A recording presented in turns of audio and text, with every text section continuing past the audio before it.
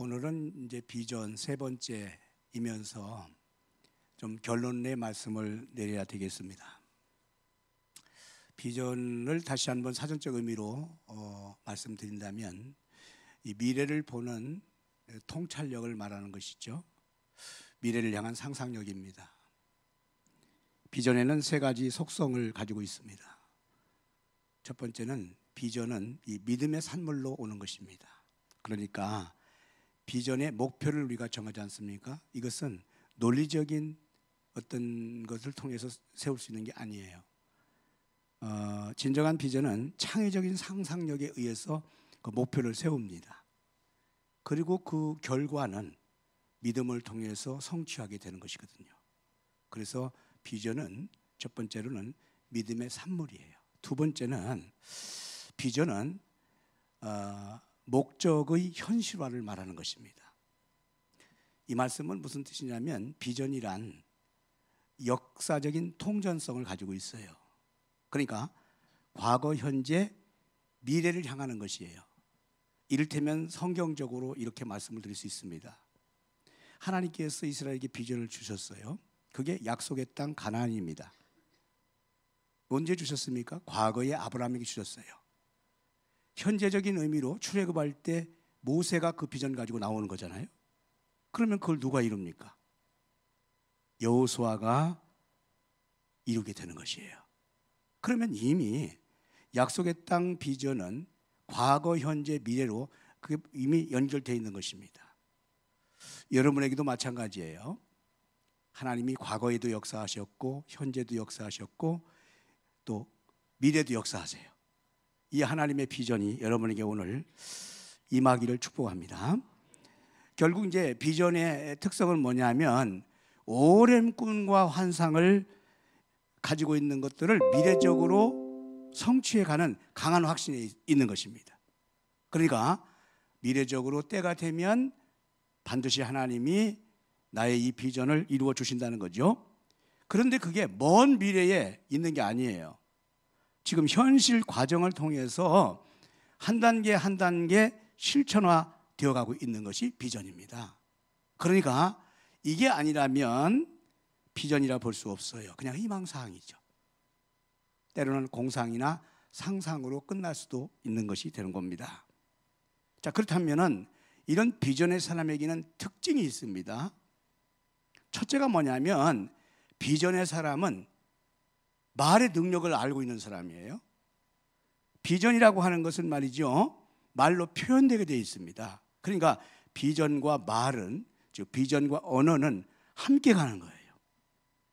비전의 사람은 자신의 비전을 말로 표현하지 않을 수가 없어요. 성경도 예수님께서 누가복음 6장 45절 마음에 있는 것을 이렇게 쏟아낸다고 말씀하셨습니다. 그 사람이 과연 비전이 있는가 없는가는 그 사람 말 들어보면 알죠. 그 사람 말 속에 비전이 담겨 있기 때문입니다. 이를테면 가나안 땅을 이제 정복하는 여호수아 갈렙, 비전을 소유했던 사람이에요. 창조적 소수의 사람이죠. 그런데 10명 족장들은 비전을 상실한 사람들이에요. 하나님의 책망을 받은 사람들인데 이 두 사람과 10사람 차이가 뭘까요? 말이 달랐다는 것이에요.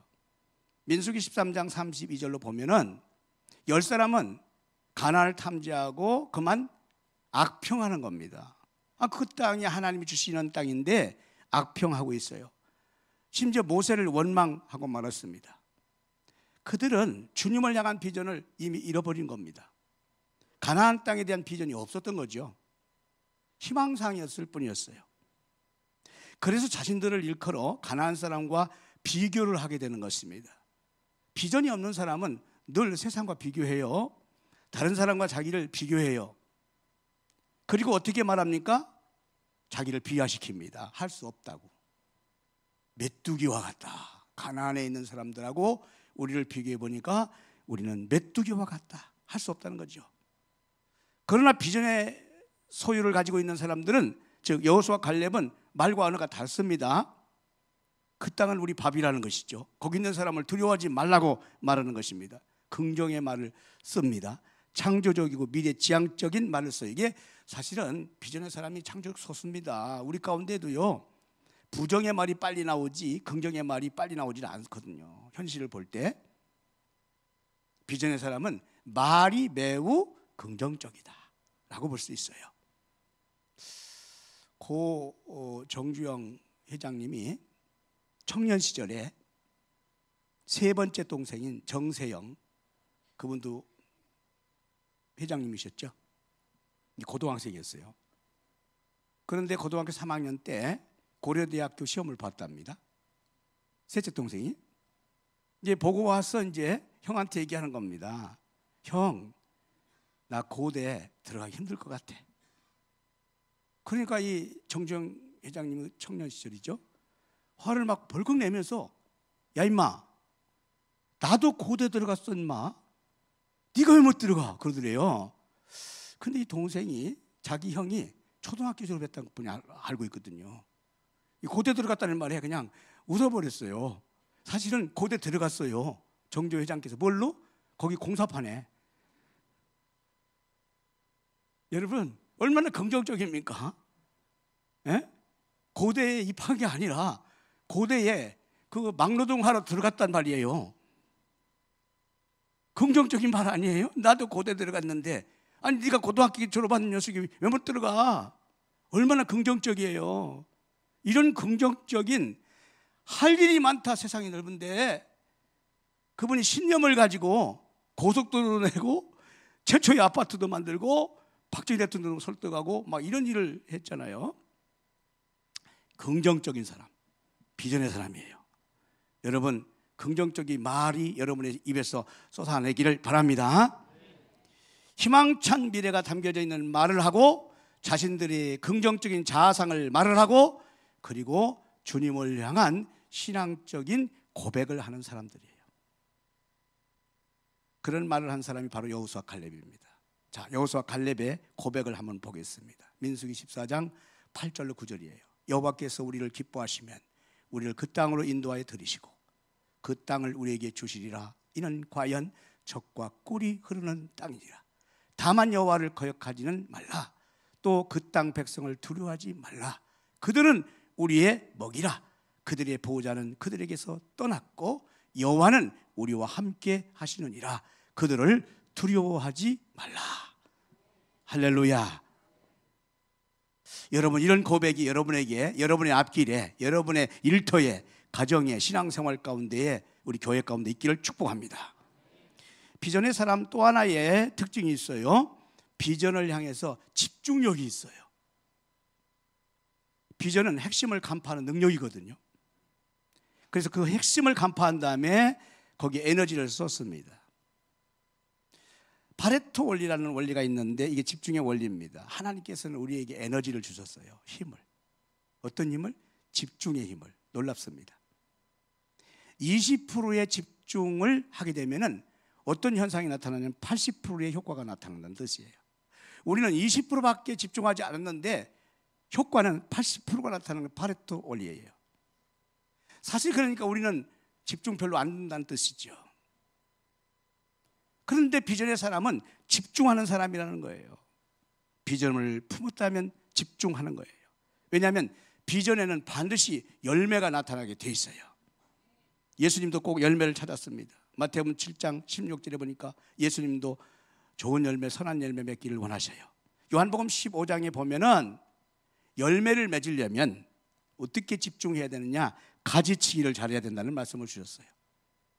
쓸데없는 가지치기, 쓸데없는 가지를 쳐내야 된다는 거예요. 무슨 뜻이에요?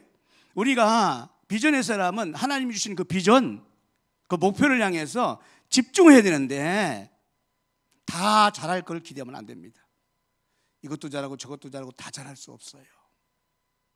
거기에서 우리가 빨리 벗어나야 돼요. 여러분에게 주신 은사가 있어요. 재능이 있습니다. 거기에 집중하라는 뜻이잖아요. 다 공부 잘할 수 있어요, 학생들이? 다 사학가들이 돈 잘 벌 수 있어요? 아닙니다. 다 은사가 있고 재능이 있어요. 자기에게 주신 재능과 은사 빨리 아는 게 중요하죠. 그리고 집중하는 게 중요해요. 완벽한 사람 한 사람도 없습니다. 실수나 실패 다 할 수밖에 없어요. 거기에 여러분 시간 낭비할 거 없어요. 실패하면 어떻게 하지? 실수하면 어떻게 하지? 걱정할 필요가 없어요.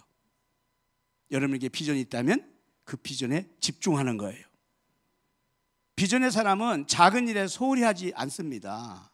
일상에 반복되는 작은 일들이 너무 많잖아요. 거기에 최선을 다하는 것, 이것이 바로 비전의 사람이에요. 낙수가 바위를 뚫듯이 시냇물이 저수지가 되고 강을 이루는 것처럼 비전의 사람은 아주 작은 일 소홀히 하지 않습니다. 그게 비전의 사람이에요. 비전의 사람은 절대로 자신을 나타내기보다는 자기의 주어진 일에 묵묵히 책임 있게 그날 잘 감당하는 사람이 사실 비전의 사람이에요. 택배를 오래 했던 어떤 분이 늦게 결혼을 했습니다. 노총각이 돼서 결혼을 했는데 이제 처갓집을 처음 방문했어요. 처갓집 처음 가서 초인종을 띵동 눌렀더니 그 안에서 누구세요? 이렇게 물었어요. 예, 택배 왔습니다. 여러분, 그 정도는 돼야 되지 않겠어요? 아니, 처갓집에 처음 왔는데 이 사람이 오랫동안 택배에 충실한 거예요. 얼마나 충실하다 보니까 결혼도 늦었잖아요. 처갓집 가서 초인종 눌리면서 누구시냐고 물으니까 얼마나 택배에 그렇게 열심히 그 작은 일에 충성스럽게 일했는지 택배 왔습니다. 택배 배달 왔다. 여러분, 이 정도는 집중을 해야 되지 않겠어요? 이 정도는 최선을 다해야 되지 않겠어요? 여러분이 하고 있는 그 일에 대해서, 그 비전에 대해서 작은 일이지만은 하루하루 반복되는 일이지만은 최선을 다하기를 바랍니다. 미국의 루스와 헤든이라는 두 청년이 비전을 가졌어요. 많은 사람에게 선한 영향력을 줘야 되겠는데 우리가 잡지를 만들어서 많은 사람에게 선한 영향력을 줘야 되겠다. 매주 나오는 주간 시사지를 만들 수 있다면 좋겠다. 이런 생각 가졌어요. 그리고 친구들한테, 사람들한테 그 얘기를 했습니다. 그랬더니 사람들이 다 비난하는 겁니다. 조소해요. 야, 누가 그런 거 읽겠냐. 이 바쁜 세상에 그런 일을 하면 딸 일하는 게 훨씬 성공하겠다. 그렇게 비난했어요. 정말 앞길이 캄캄합니다. 어떻게 이걸 만들지? 처음 만드는 거니까. 그리고 늘 어떻게 만들 것인가 고민하면서 연구하면서 두 사람이 길을 딱 가는 어느 날 뉴욕 거리 지하도에 포스터가 한 장 붙어 있었어요. 그 포스터에 이 글귀가 딱 들어옵니다. Time of change. 지금은 변화의 때라는 건데 그 중에서 타임이 눈에 딱 들어왔어요. 그래서 드디어 아직 신문이 나오지 않았는데 이름이 딱 나온 겁니다. 타임지. 그게 바로 뉴욕 타임지예요.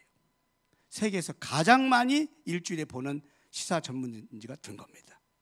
여러분, 반드시 작은 일에 소홀히 하면 큰 일을 놓칠 수가 있어요. 작은 일에 경홀히 하면 큰 일을 할 수가 없어요. 여러분은 작은 일에 최선을 다할 수 있는 하루하루의 삶이 되기를 축복합니다. 자, 그렇다면 그런 대표적인 인물을 성경에 오늘 소개하면서 함께 은혜를 나누려고 합니다. 성경의 그런 인물은 여러분 잘 아는 바로 요셉이죠. 요셉은 어릴 때 꿈을 가졌어요. 그 꿈에 난관이 있었지만 끝까지 견뎠어요. 그리고는 결국 성취했는데, 그래서 많은 사람들의 꿈의 아이콘이 요셉입니다. 자, 그렇다면 중요한 질문을 하나 드리겠습니다. 과연 요셉의 비전, 요셉의 꿈은 어릴 적부터 총리가 되는 것이었을까? 과연 요셉은 이 총리가 되기 위해서 얼마나 노력하고 준비했을까? 이 부분이에요. 요셉의 꿈은 창세기 37장에서 시작됩니다. 37장 7절에 보면 첫 번째 꿈이었고 9절에 보면 두 번째 꿈이에요. 요셉의 나이가 17살이었습니다. 첫 번째 꿈을 꿨을 때는 그 꿈을 너무 신비하니까 형들한테만 얘기했어요. 두 번째 꿈을 꿨을 때는 아버지, 어머니한테, 형들한테 다 얘기했어요.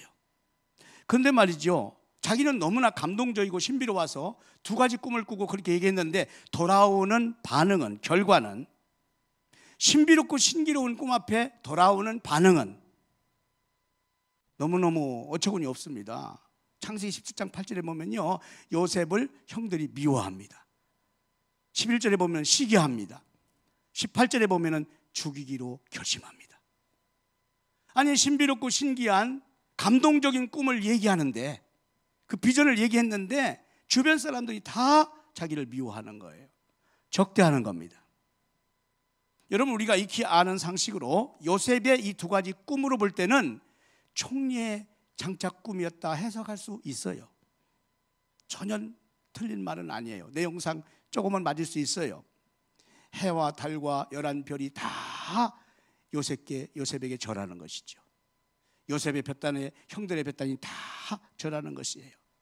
요셉이 앞으로 높은 사람, 총리가 되는 상징적 해석은 가능한 내용입니다. 그런데 과연 요셉은 자신의 꾼 그 꿈을 미래의 비전으로 삼았을까라는 것이죠. 이게 질문의 요지입니다. 과연 두 가지 꿈을 꾸면서 요셉이 이것은 나의 꿈이야, 내 비전이야 라고 요셉이 확신했을까라고 하는 질문이에요. 답은 그렇지 않았다는 것입니다. 만일 요셉이 진짜 그게 내 꿈이다 생각했으면, 내 비전이다 생각했으면 절대로 당시 상황으로 형들에게 말하지 않았어요. 왜냐하면 요셉이 매우 지혜로운 소년이었고, 당시 상황은요, 요셉이 총애를 받고 있었기 때문에 어떤 얘기를 해도 요셉은 형들한테 미움을 받아요.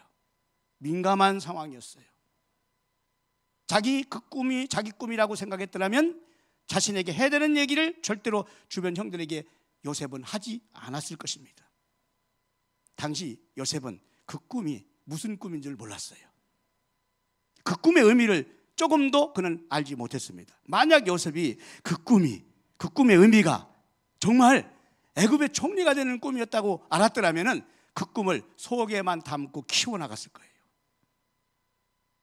사실상 성경은 이 요셉의 꿈을 장차 애굽의 총리가 될 것으로 연결지은 내용은 전혀 없습니다. 오히려 요셉을 꿈 해몽하는 사람으로 기록하고 있습니다. 흥미롭게도 그 뒤에 요셉은 말이죠, 꿈 해몽하는 사람이 됩니다.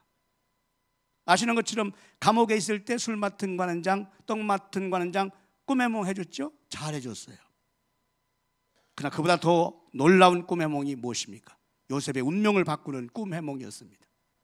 그건 바로 그 나라의 황제 바로가 꿈을 꿨는데 그 누구도 그 꿈을 해몽할 자가 없어요. 그 나라의 꿈을 해몽할 수 있는 해석가가 상당히 많았어요. 그러나 아무도 그 꿈을 해석하지 못해내는 것입니다. 그런데 이때 바로 히브리 청년, 죄인이요 노예로 잡혀온 요셉이 꿈 해몽가로 바로 앞에 서잖아요.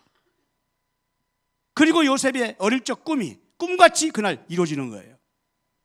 그 꿈을 해몽하는 말미암아 일약 죄수에서 애굽의 총리로 하나님께서 세우시는 거예요.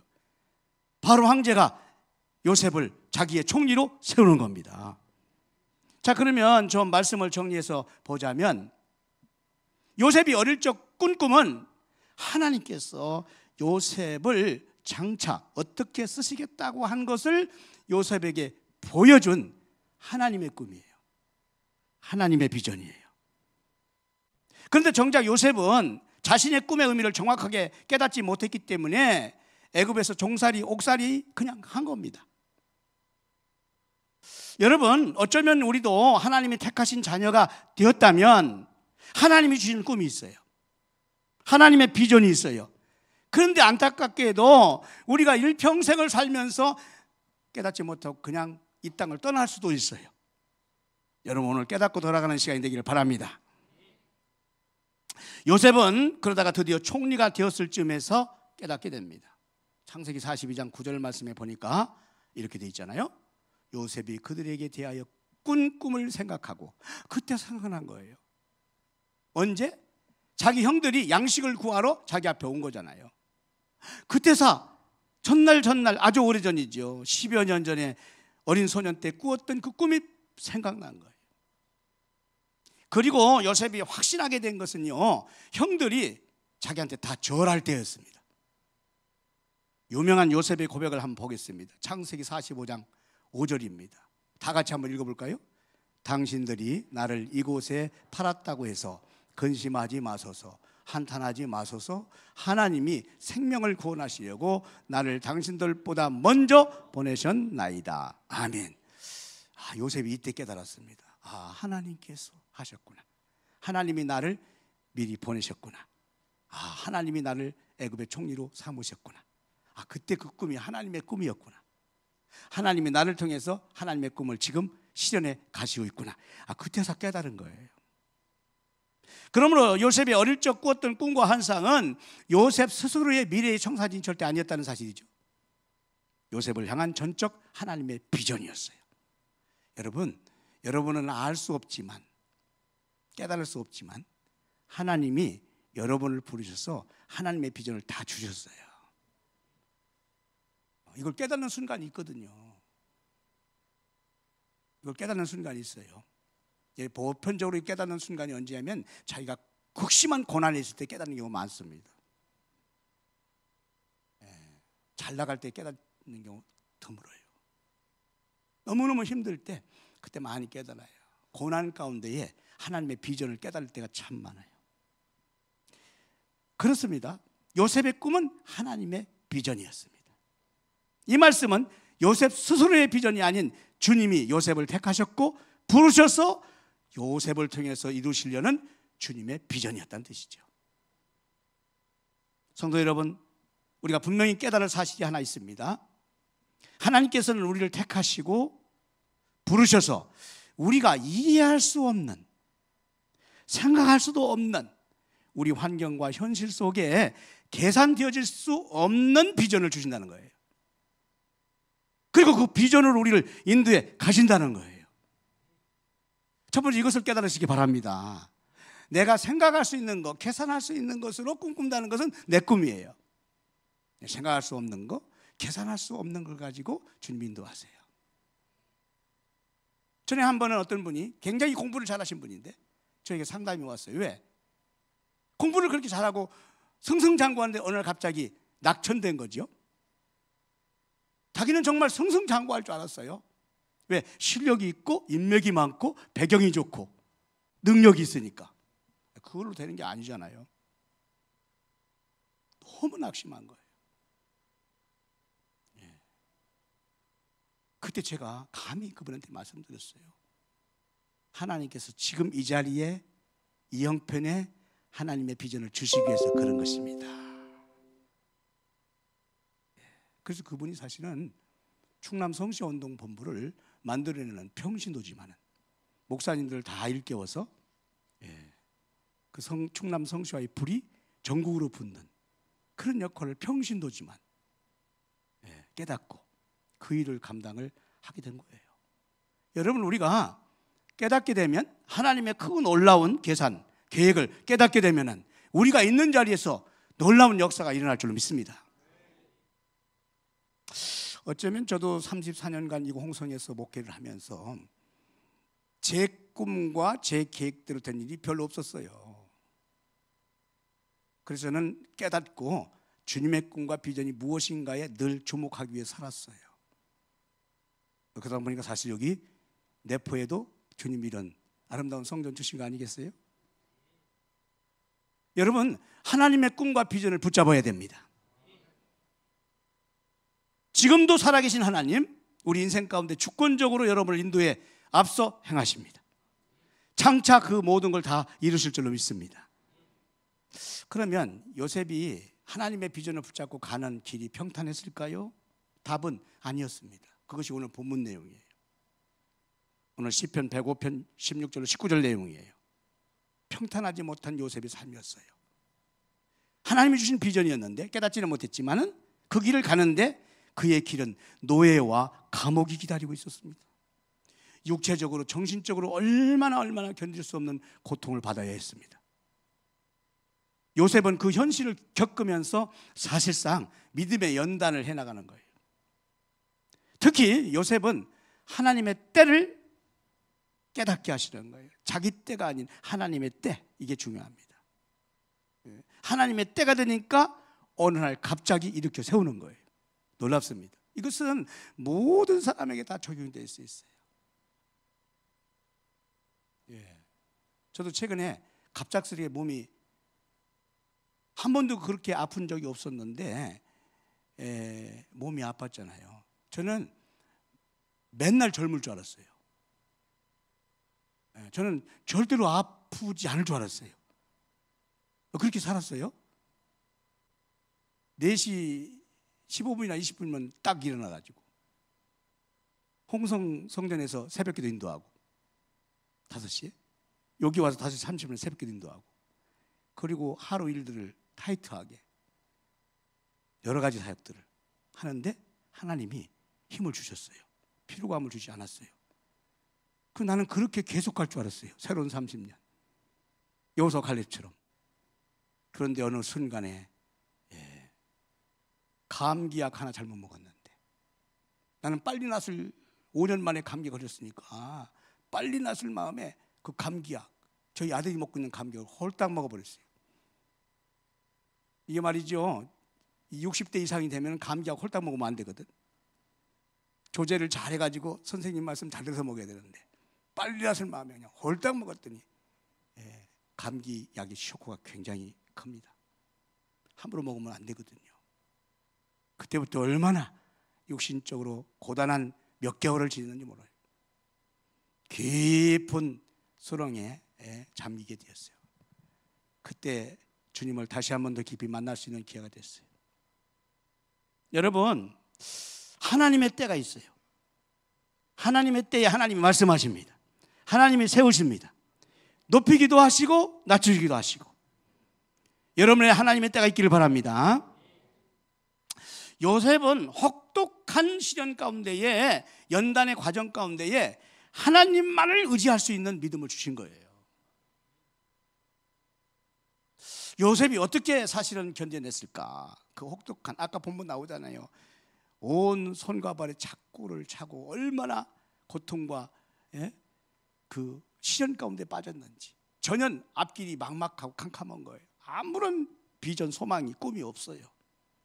그런 요셉이 어떻게 견뎌나갔을까? 사실은요 요셉이 견딘 게 아니에요. 하나님이 요셉과 함께 하셨기 때문입니다.